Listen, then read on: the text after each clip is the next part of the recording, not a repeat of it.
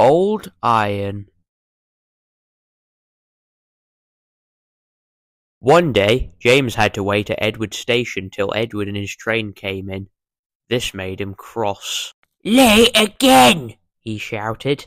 Edward only laughed, and James fumed away.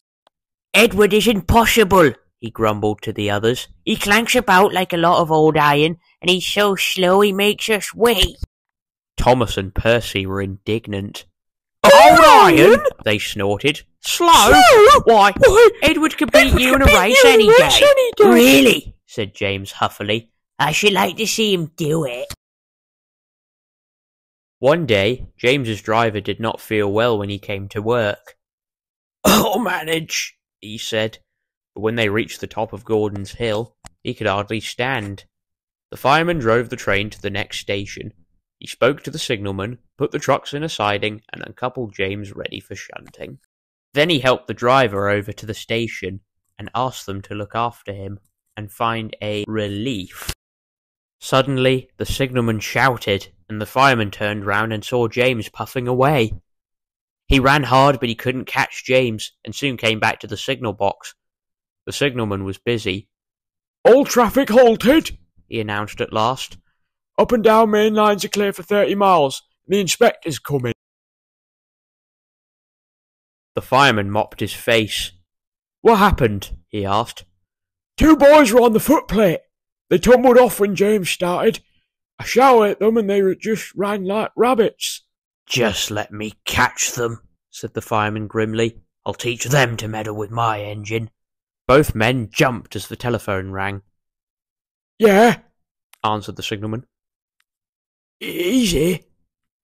Right, I'll tell him.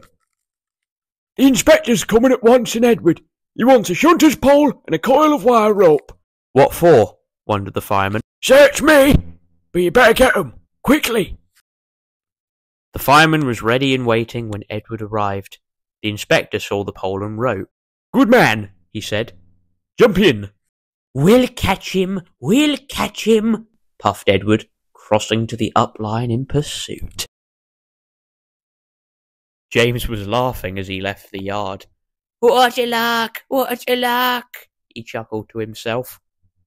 Presently, he missed his driver's hand on the regulator, and then he realised there was no one in his cab. "What shall I do?" he wailed. "I can't stop! Help! We're coming! Edward was panting up behind with every ounce of steam he had. With a great effort, he caught up and crept alongside, slowly gaining till his smoke box was level with James's buffer beam. "Steady, Edward." The inspector stood on Edward's front, holding a noose of rope in the crook of the shunter's pole. He was trying to slip it over James's buffer. The engine swayed and lurched. He tried again, and again. More than once he nearly fell, but just saved himself. At last. "Got him!" he shouted. He pulled the noose tight and came back to the cab safely. Gently braking, so as not to snap the rope, Edward's driver checked the engine's speed, and James's fireman scrambled across and took control. The engines puffed back side by side.